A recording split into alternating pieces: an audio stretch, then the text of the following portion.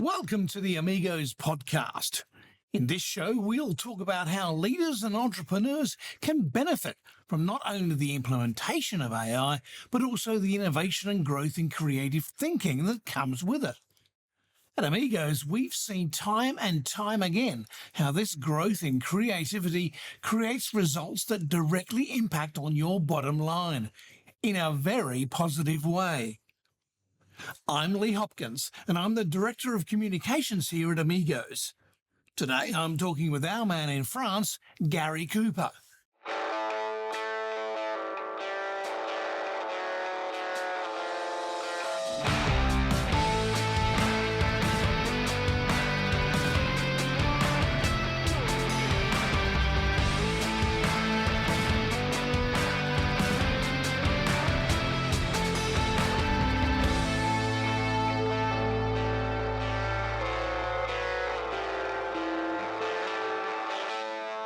Gary's an AI lead regeneration and marketing specialist, and we like to think of him as a creative catalyst, a tactical thinker, and an AI weaver.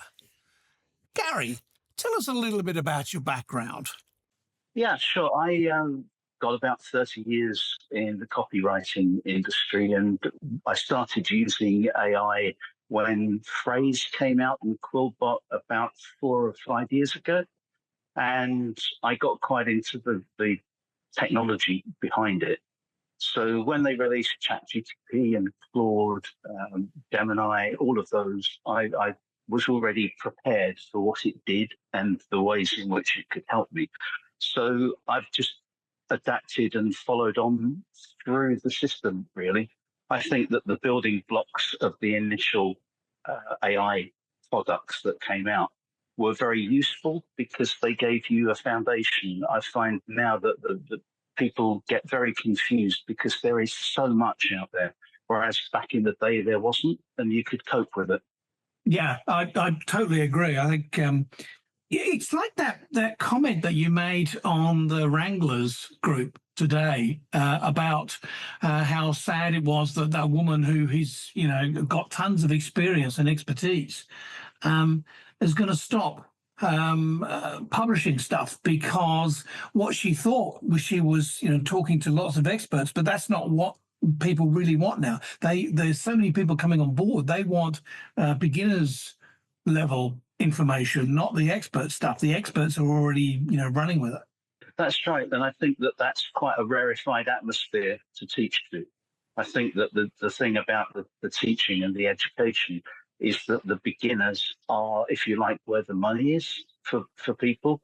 And the people who are into AI for the AI aren't particularly interested in going, if you like, back to that level. So it's kind of separating into two camps, I think. It's quite sad in many respects because, for instance, with her newsletter, it was really good because she gave you a different point of view and understood all of the technical aspects of it, which gave you a completely different insight. You can't do that with beginners.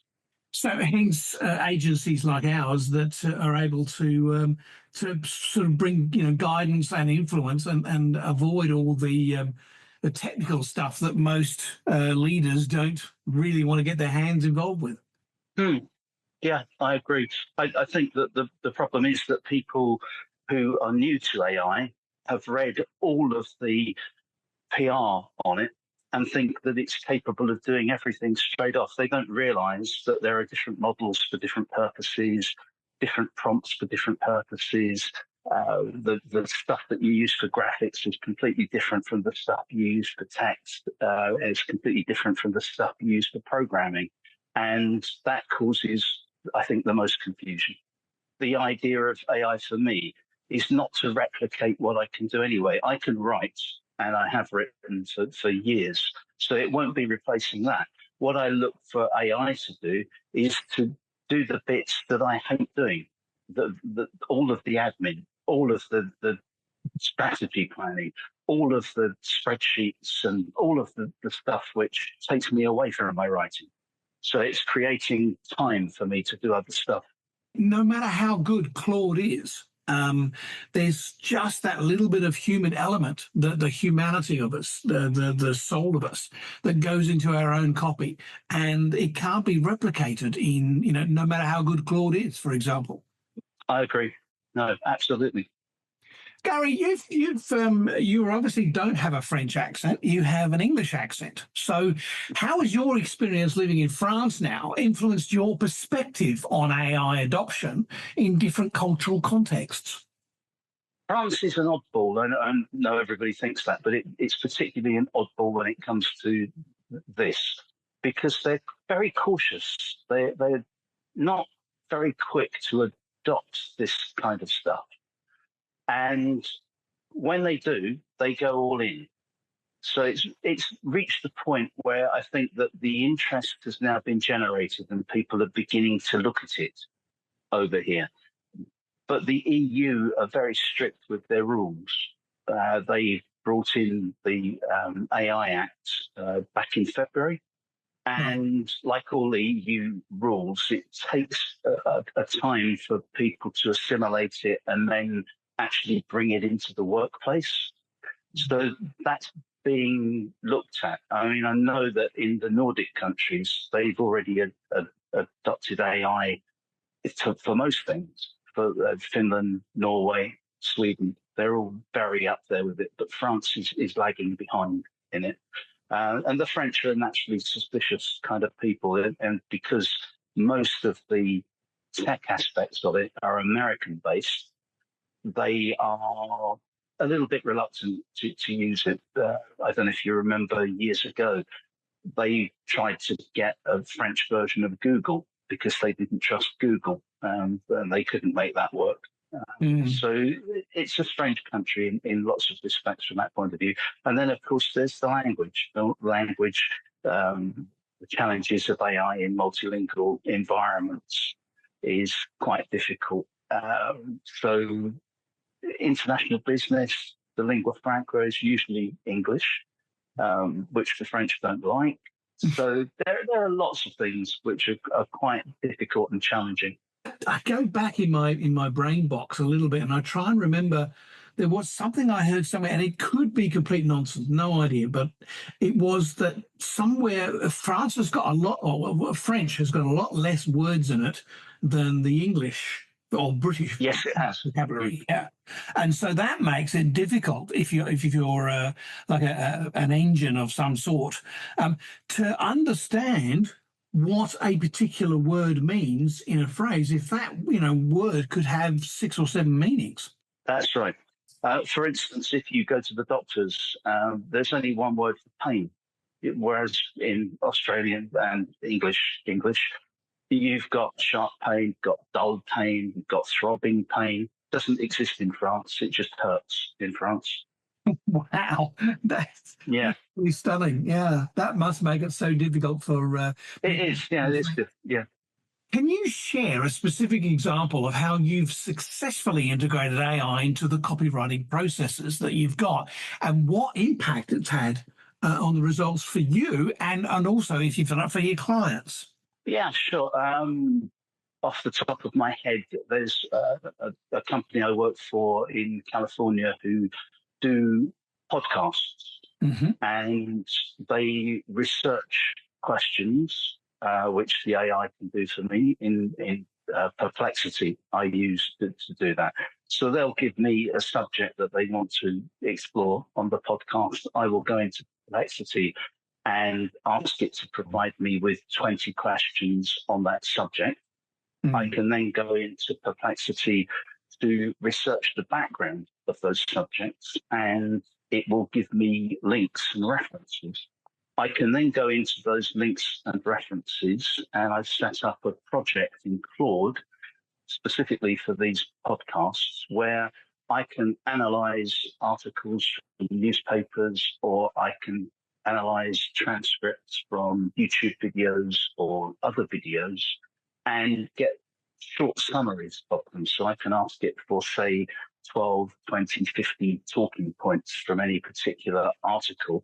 and a brief 2-paragraph summary and the link, and I can send that to the client so they've got everything in front of them. And that used to take me perhaps a day, and I can do it in an hour and a half now, which is staggering, the difference, because just physically looking up all of those references would take you a long time. And then reading through them and doing your own manual summary would take a long time. So that has saved me, I reckon, that's all of that type of thing would save me perhaps 3 days a week in terms of work.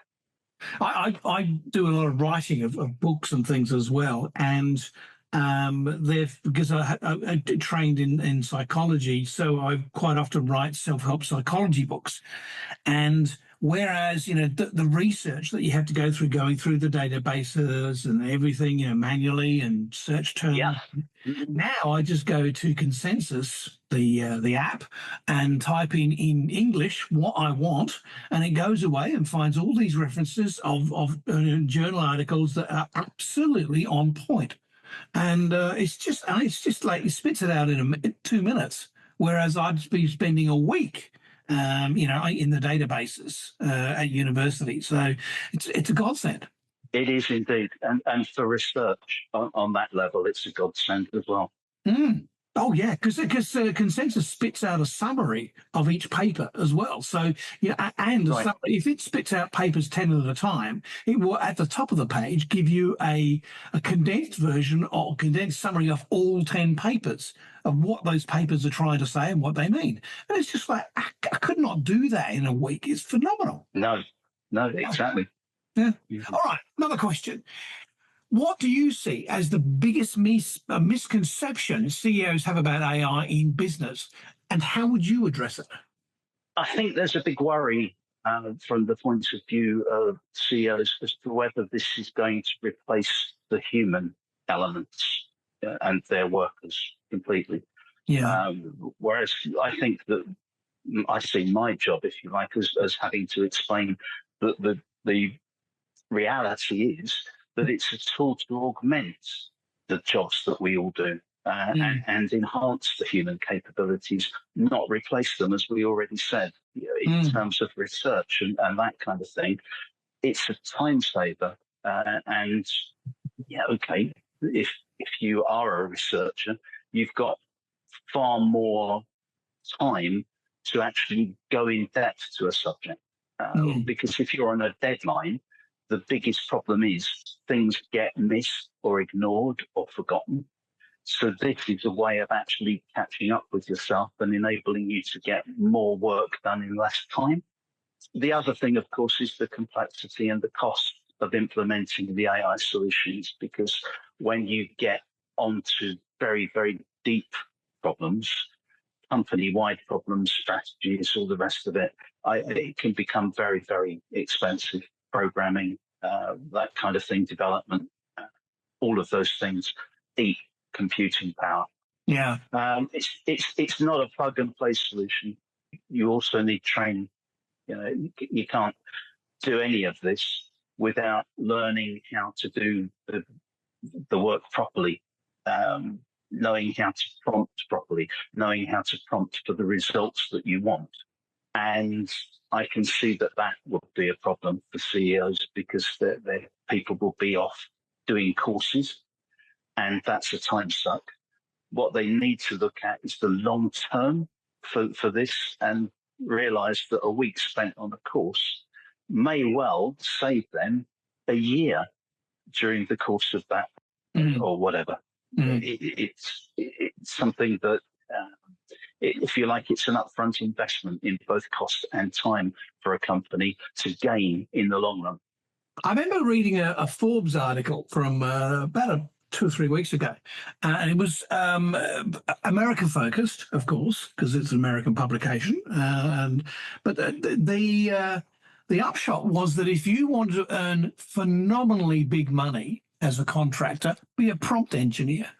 And they were just piling in the money. You can buy your own island after a year, because it's the power of the prompt. I mean, I go back to because I'm an old person. I go back to the 70s, and I remember in the 70s, computer coders lived and died by a particular word, and that was called GIGO, GIGO, garbage in, garbage out. And garbage out, yeah. Yeah, and if you wrote, appalling code, garbage in, you get an appalling result. And as I say, I write books in my spare time, and I am amazed by how many people come up to me, when I've got a book, and they say, "Oh, it must be really easy to write a book on artificial intelligence because you just go to the, chat GPT and say, write me a book."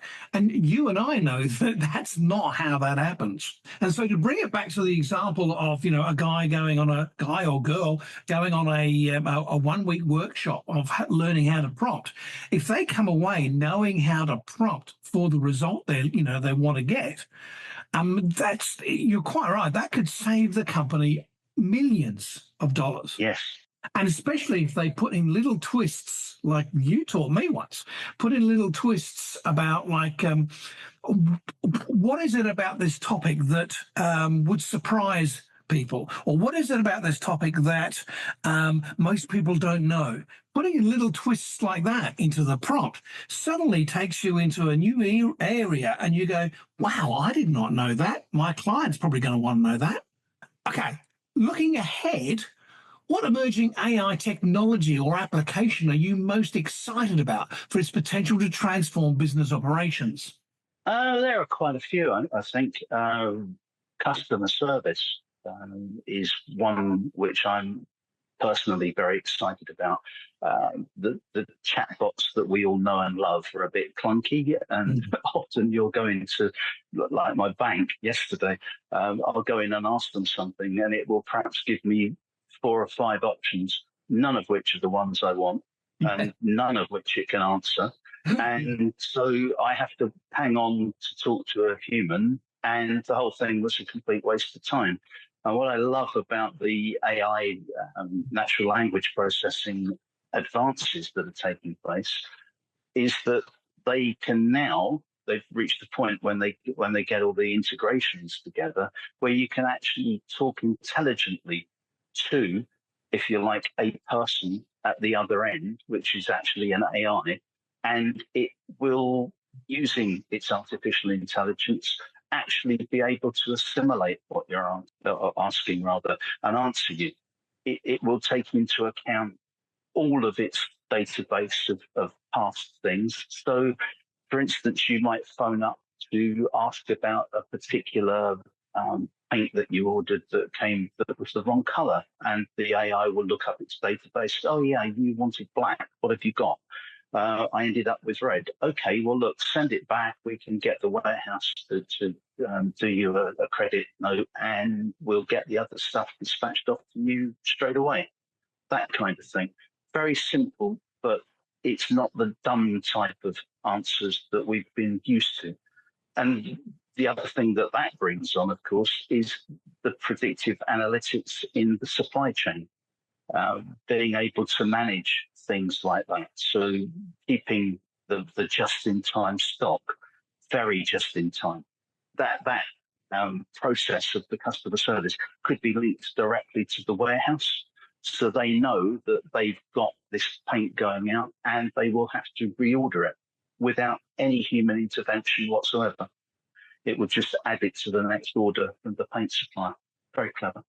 And also, of course, the innovation and product development, that's another area which is just fascinating. I was reading an article about a pharma company in Switzerland that are doing cancer research, and they can now simulate the effects of a drug on somebody's DNA so that they can match the exact dosage and strength of the chemo that they're giving somebody to the cells of the cancer that's growing.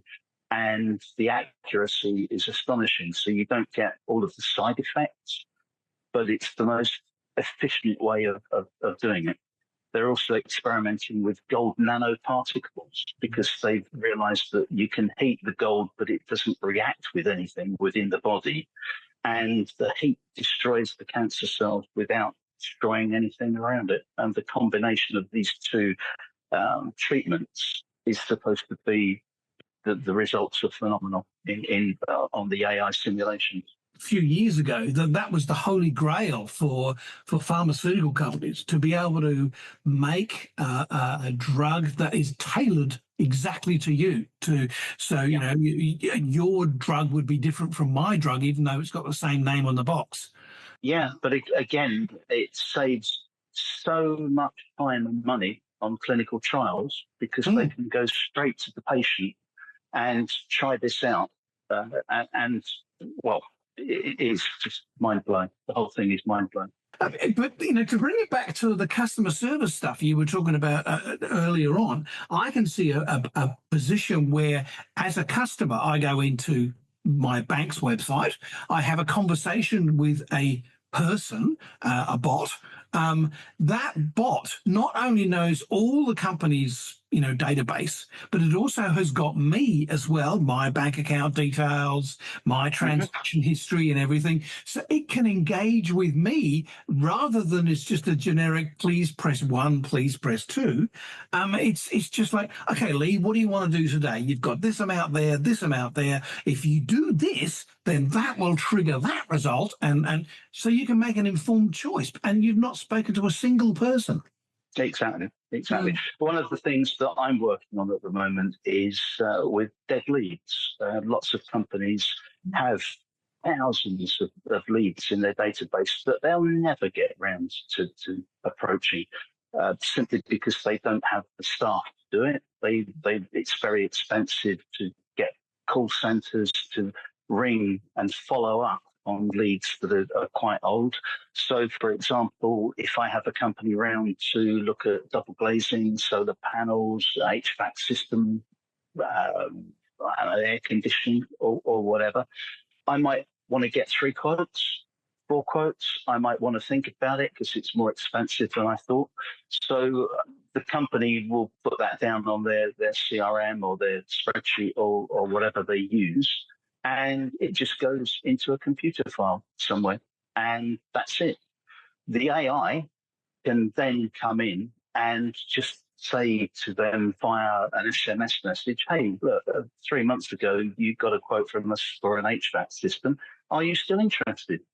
And customer says, oh, actually, yeah, I am. I'd like, you know, to follow that up.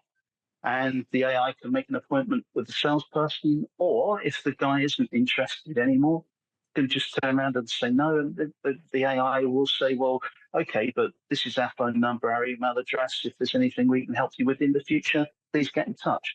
No human intervention. It's all done very quickly by SMS. Within a minute, you've either eliminated that lead so it can be wiped from the database, or you can follow it up and it's a lead you wouldn't have been able to get to before. We're very strict. We don't bug people. If they say no, that's it. That's fine.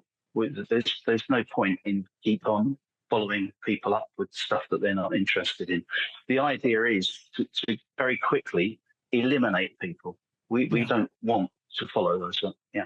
Yeah. So it's kind of like a James Bond. You just go around eliminating people. Yeah, something like that. Hey, how do you balance the efficiency then of AI-assisted copywriting with maintaining a unique brand voice for your clients and the human touch? How do you do that when, you know, things like GPT, the latest GPT-1, when that goes, you know, like with the ability of Claude to be able to put, you know, English together, that'll be stunning.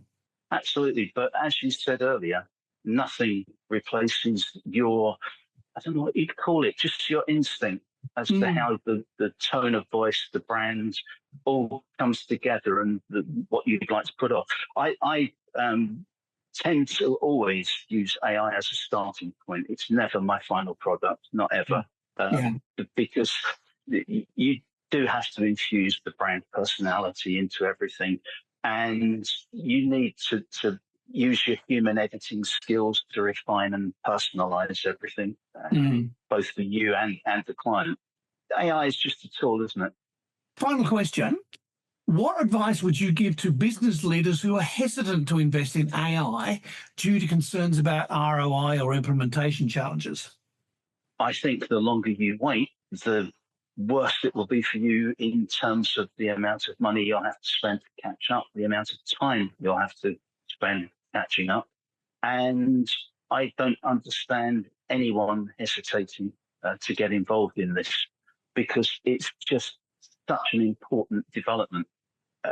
You've only got to look at the figures of the investments are in the hundreds of billions of dollars now, and the hardware that they're setting up to cope with all this. It's huge. It isn't going away. So I think that I'd recommend starting with small pilot projects to test the AI capabilities of both your staff and your company and all the facilities that you have, and look for things that you can do with the AI to actually improve your operations, really. I think that would be the thing. Sit down with your team and set clear and measurable objectives, all the usual things that you would do, but make sure that you monitor them. Get a cross-functional team to oversee the implementation. So you'll need somebody from compliance, somebody from logistics, somebody from accounts, somebody from customer service, and just talk to each other about how you can do this. The long-term competitive advantages will be amazing if you get involved now. If you leave it too late, other people will jump across you and work out things that you could have worked out. You also got to talk to other companies, or even your competitors, to see how they're using this, and suggest resources and partnerships to actually be able to enhance the way in which your team are looking at this, because we're all at different levels. And you know how it goes in a brainstorming session. Somebody junior will come up with an idea which will blow everyone away because they're too involved in the nitty-gritty of the way in which the AI hangs together, and they miss the obvious. So I go back to our thing about communicating. You have to talk to everyone about these things to learn different stuff and the way it all hangs together. Well, that then brings me to a thought about creativity, and also you don't want a silo. You don't want in the organization, it's got to be cross-functional teams, because if you just have, it run by legal or HR or accountants, it just becomes just the loudest person or the highest paid person in the room's opinion, and everyone has to go with it. It's got to be cross-functional, and you've got to allow those junior voices, as you talked about. You've got to allow those young kids' voices to come into the mix and be taken seriously. Yeah, I agree. The AI gods have obviously heard you, because today Perplexity released Spaces, and Spaces is designed to be exactly that. So you can set up a project within a company or a group of people, and everyone can contribute, and it's a space on Perplexity where you can refer back and forth to all of the research that everybody's done. People can make notes on it, get the AI to churn something and then put it up for everyone else to read. Very clever. Spaces. I haven't had a chance to look at it properly, but they released it today. Just the sheer number of man hours that will save, because all of that data is in one repository, which can be chewed over, zillion times a second, and everyone is contributing. That's brilliant. Gary, this has been an absolutely fantastic conversation and brilliant. Thank you so much for doing it at 6 o'clock in the evening your time and 3 o'clock in the morning my time. Is it really? Oh, I'm so sorry. I didn't realise. It's fine.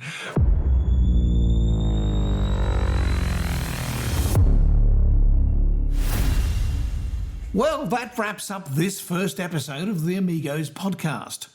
Subscribe to our podcast on your platform of choice, and we'll jump into your feed in a week's time. Until then, take some risks, because you never know what will pay off, and let us help you revolutionize your business with People First AI.